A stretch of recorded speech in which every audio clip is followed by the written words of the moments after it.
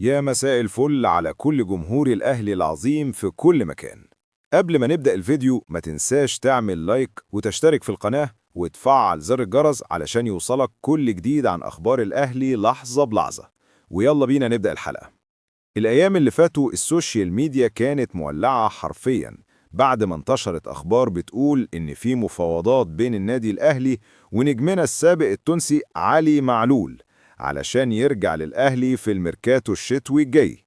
ناس كتير من جمهور الأهلي فرحت وقالت يا ريت، ده علي معلول واحد من أهم اللعيبة اللي جم في تاريخ النادي. وفي الأقابل في ناس تانية قالت طب هو الأهلي محتاجه فعلا دلوقتي؟ يعني باختصار الموضوع قلب ترند. لكن الحقيقة يا جماعة إن الموضوع كله طلع مجرد إشاعة، ومفيش أي كلام رسمي عن عودة علي معلول للنادي الأهلي. وده مش كلامنا احنا، ده كلام الإعلامي الكبير أحمد شوبير بنفسه، اللي خرج واتكلم على صفحته الرسمية على فيسبوك وقال بمنتهى الوضوح: لا صح على الإطلاق لوجود أي مفاوضات بين الأهلي وعلي معلول بشأن العودة في يناير ده.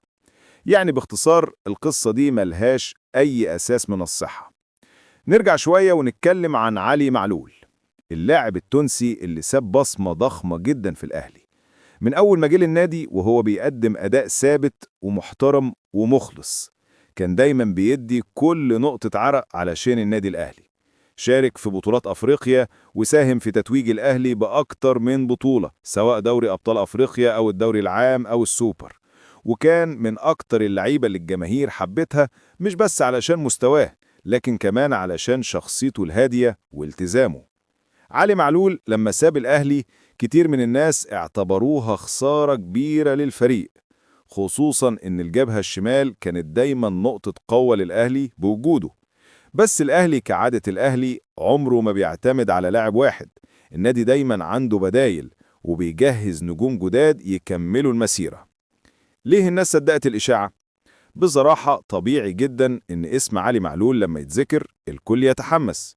الراجل ده ليه مكانة خاصة في قلوب جماهير الأهلي، كل تمريرة، كل عرضية، كل هدف سجله محفور في ذاكرة الجمهور. فأول ما تطلع إشاعة من النوع ده الناس بتصدقها على طول، خصوصا في ظل احتياج الأهلي لتدعيم في الجبهة الشمال بعد رحيله.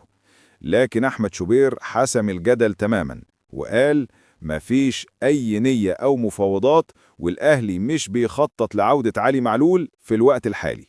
وده كلام صريح من مصدر موثوق ومقرب من النادي. طيب، إيه موقف الأهلي دلوقتي؟ الأهلي مركز جدا على تدعيم بعض المراكز في الشتاء، بس لسه محدش جوه النادي كشف رسميا عن الأسماء أو الصفقات اللي بيتفاوضوا معاها. الإدارة شغالة في هدوء تام زي ما متعودين دايما، لأن سياسة الأهلي دايما السرية والهدوء قبل أي إعلان رسمي. لكن المؤكد إنهم مش فاتحين أي خط تواصل مع علي معلول، وكل الكلام اللي اتقال كان مجرد اجتهادات من صفحات السوشيال ميديا وبعض المواقع اللي بتحب تعمل ترند وخلاص. كلمة لجمهور الأهلي: يا جماعة احنا لازم نبطل نصدق أي حاجة بنقراها على طول. دلوقتي في زمن السوشيال ميديا الإشاعة ممكن تنتشر أسرع من الحقيقة نفسها، فخلي بالكوا واستنوا دايما الأخبار الرسمية من مصادر موثوقة زي النادي أو الإعلاميين الكبار اللي ليهم مصداقية. ومحدش ينكر إن الأهلي عنده سيستم واضح، محدش بيرجع إلا لما يكون في حاجة فنية حقيقية تستدعي كده. وفي النهاية علي معلول هيفضل دايما واحد من رموز النادي الأهلي اللي الجمهور مش ممكن ينساهم. الراجل عمل تاريخ وساب بصمة، وهيفضل دايما محبوب عند جمهور النادي الأهلي حتى لو مش لابس التيشيرت دلوقتي. لكن في نفس الوقت الأهلي مش بيقرف على حد، والتاريخ بيكمل باللي جايين بعده.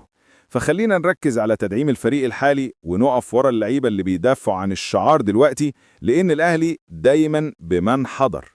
لو وصلت لحد هنا اعمل لايك واشترك في القناة وفعل زر الجرس علشان توصلك كل أخبار الأهلي أول بأول. وتحياتنا لكل جمهور في كل مكان.